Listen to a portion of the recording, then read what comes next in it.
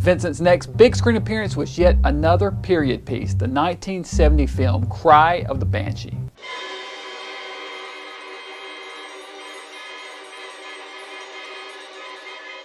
Set in 16th century England, Price plays Lord Edward Whitman, a magistrate who is on a vendetta to stamp out witchcraft in his province, sentencing accused witches to a variety of tortures. You are to be whipped through the street until your back is bloody, and then to look on the world from the stocks.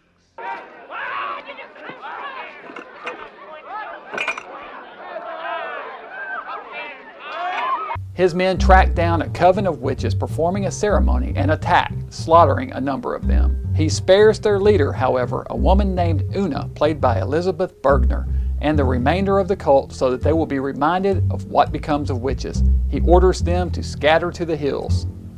Oona swears revenge on Lord Whitman. She and her followers summon an avenging spirit to do their bidding. It possesses the body of a man named Roderick who is working at the Whitman castle as a groom. Roderick has been secretly seeing Lord Whitman's daughter Maureen, played by Hilary Dwyer, and the two are in love, unbeknownst to Lord Whitman.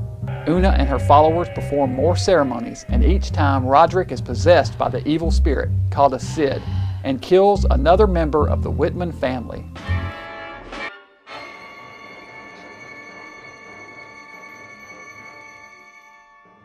Whitman's son Harry, played by Carl Rigg, and a local priest, played by Marshall Jones, track down the cult.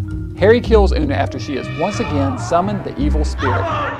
It attacks Lord Whitman, and he is about to be killed when he is saved by his daughter Maureen, who shoots the creature, actually her possessed lover, Roderick, in the head.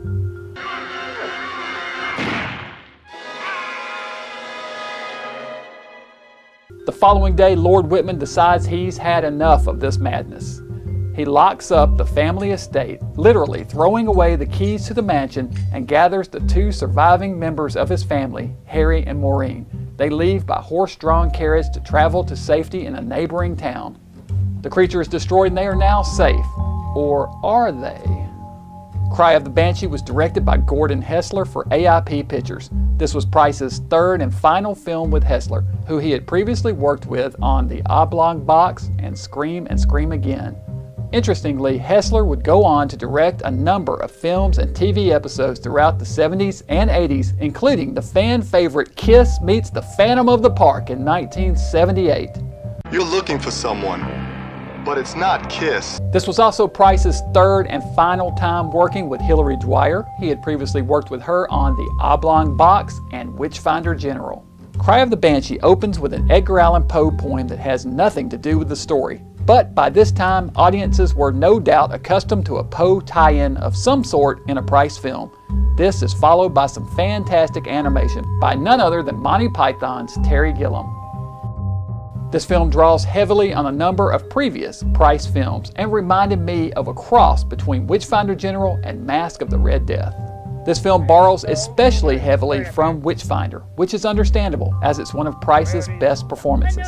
It is impossible not to draw comparisons between the two films, especially as Price's character hunts and tortures accused witches in each movie.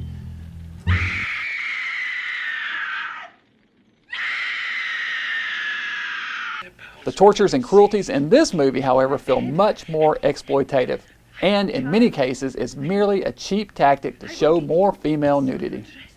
Hilary Dwyer's reaction after shooting and killing her lover Roderick in this film is one of those scenes that's lifted directly from Witchfinder General. It's highly reminiscent of her screaming fit at the end of Witchfinder as she slips into insanity. You didn't kill Roderick! You killed something inhuman! Cry of the Banshee is by far the lesser of the two films. It had a much bigger budget, $500,000 versus $175,000 for Witchfinder. But director Hessler brings nowhere near the dramatic impact of the Michael Reeves directed film. Some of the witches' ceremonies more closely resemble a 60s hippie dance ring rather than a satanic black mass. The title is a bit of false advertising too, as there is actually no Banshee to be found anywhere throughout this entire film. That said, Cry of the Banshee does have its own merits. The ending is particularly strong and Price is great in it, as always. Be sure and join me back here next week as we continue to look at the catalog of Vincent Price and spotlight some of his TV work from 1971. I'm damned if they shan't afford us some merriment.